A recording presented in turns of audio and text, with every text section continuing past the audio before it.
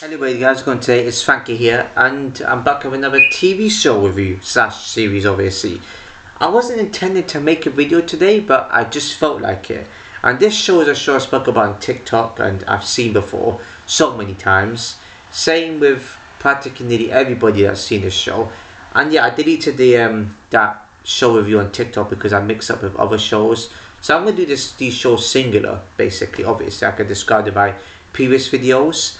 And yeah, the show is called Kitchen Nightmares, right? And I was gonna just say Kitchen Nightmares UK, but it's practically the same thing in each, like, you know, in different countries. And you know, obviously it's Gordon Ramsay.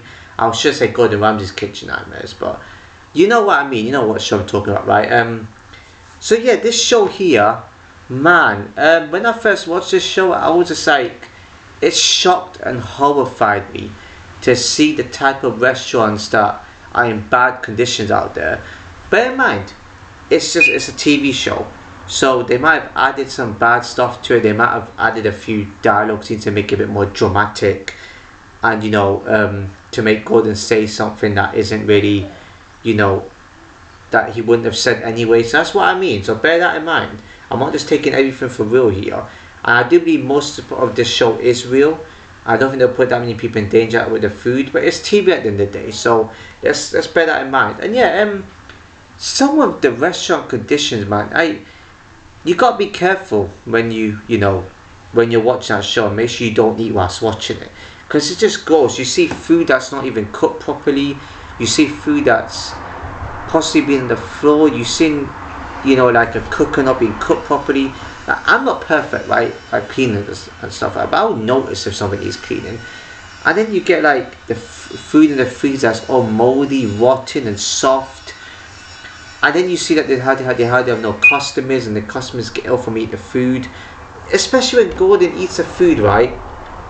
And he just vomits. Like, even the food is bad condition. Sometimes it could be like pizza that doesn't look appetizing. The toppings just all fall off. It's all, you know, the crust is all tough, it's all hard, and you got soup that's all droopy. You got like some weird ingredients mixed together. You could put like chocolate sauce on something, or like a chewy steak. I don't want to go on and on in this video because there's so much, you know, instance in this show that I've seen. It's like, it just makes me sick nearly. And the fact that they haven't been closed down is nothing. That's also another thing that I question. Is you're telling me health inspectors visited these restaurants and they never even noticed any of this? Come on, man. Come on. You're telling me that they came in and, oh yeah, they just said everything's all okay. That's rubbish. I mean, maybe at that specific moment they probably did clean, but come on. And I don't want anybody in the comments to say, oh, maybe because they don't come out regularly. There's times where the health inspectors will come into it, and that's shocking. Now, how they're still standing there, I don't know. Excuse me, just burped there. And yeah, basically, and also the owners, the deluded owners, just have all decided to say, my food's amazing. I don't have to eat the food. I just have to see to know how bad it actually does look. It just looks horrible. You can have that oily, you can have that food that's oil that goes all over the place. You can even have like food that looks even raw when you just look at it. It just, even dishes that don't go together, it's just disgusting. And the owners just sit there and say, well, so what? My food's the best. Why are you telling me how to run my business? Don't do any of that. But yet they're the same type of owners that actually call Gordon Ramsay in for help. So if you have everything under control, why would you call him and need him for help? That really doesn't make any sense. And especially when they get the customers in to actually tell them how bad the food is, to say what needs changing. The owners are just confused by it. Like, their restaurant's the best ever. Man, make better food at home. Like, there's people that make better food at home than they do at those type of restaurants. And especially the presentation outside is so, like, it doesn't look like a restaurant. It doesn't look that attractive to go into. Yeah, especially the decor as well, the tables, everything. It just looks so dull. And when Gordon Ramsay fixes everything up, oh, it looks colourful, it looks bright, it looks vibrant, it looks attractive. He doesn't have to do that, by the way, but he got called in for help and he does it. And then there's restaurants that apparently he fixed every single one of them, but there has been the odd cases where the restaurant has closed because of like the owners behaving the same, or maybe because the owners don't have enough money. And there's been the odd restaurant where the owners have gone back to their usual habits. Yeah, and they didn't like it at all, and they just didn't care basically. More other instances, I think that's instances where some restaurants haven't worked out, or maybe the owners passed away. I think one episode there's one owner that passed away, because he does revisit. There is like revisiting episodes, and I just remember most of them. Like the owners, there was that one owner that was silent, one owner that was all mouthy, giving it to Gordon, and be like, what the hell are you doing? Get the F out of my restaurant, get out. You're meant to here to help, not have a go. Listen, he's there to help. That he's a professional chef, he knows what he's doing. And they might not like it. I might disagree with one or two ideas of his, but at least it works and it gets people coming in. And they're ashamed. It's a defense mechanism. They know that their food and restaurant is bad, it's in bad condition even, but they still go ahead and they still accept it in the end. They know, but that's how they have to put the guard and the walls up, which is, I can see why they're doing it, but at the same time it's wrong.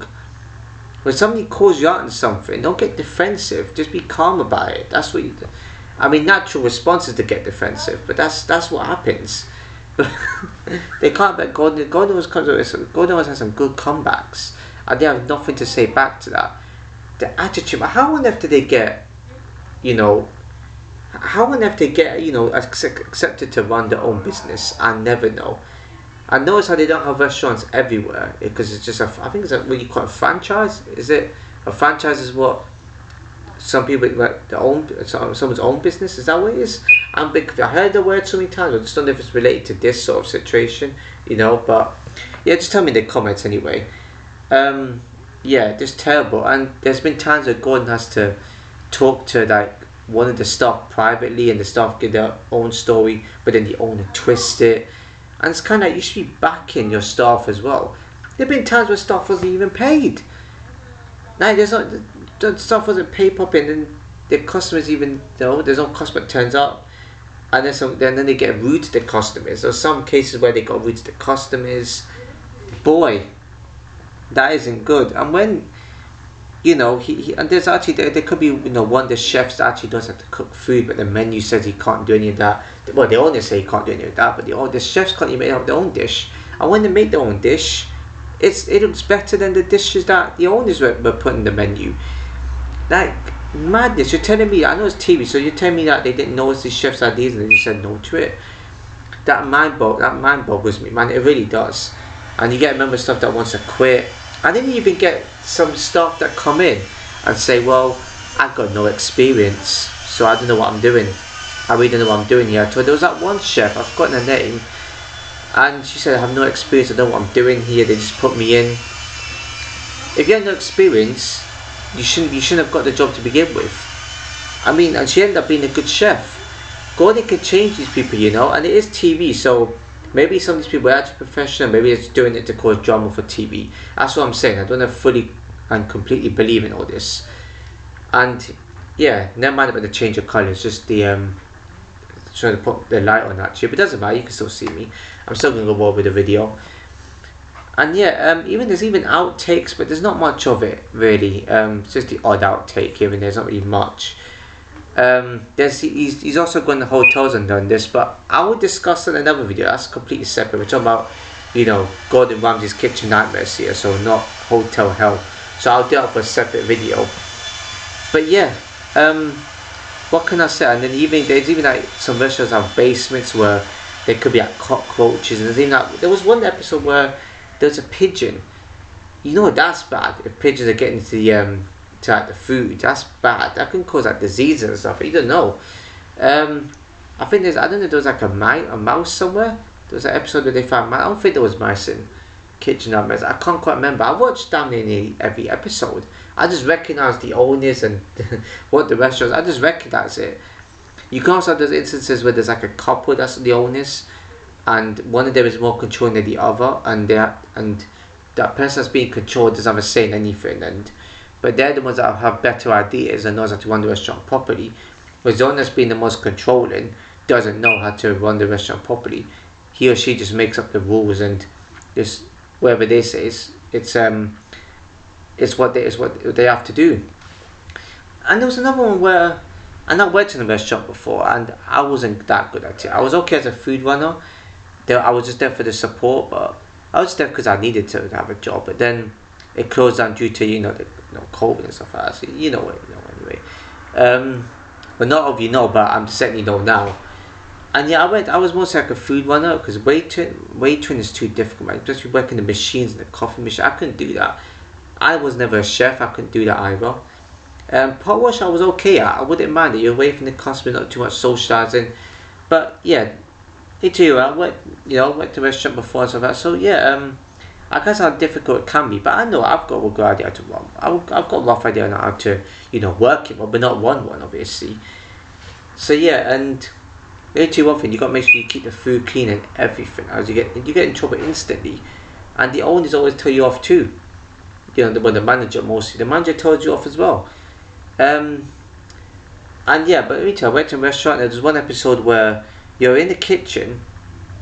And bear that in mind, this kitchen is like, I don't know, I can't remember how dirty it was in this episode, but this one here, the owner says no noise, just keep quiet and do your thing. So how are you meant to communicate what food needs to go out and what doesn't? See what I mean? Yeah, I mean, what's that about?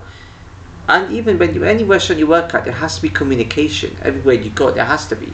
Otherwise, how would you know which one's which unless you do it telepathically? So I've got a bit of experience in working at restaurants. I don't think I'll work in one again unless I'm doing the pot washing part, like Pizza Express again. So something like that.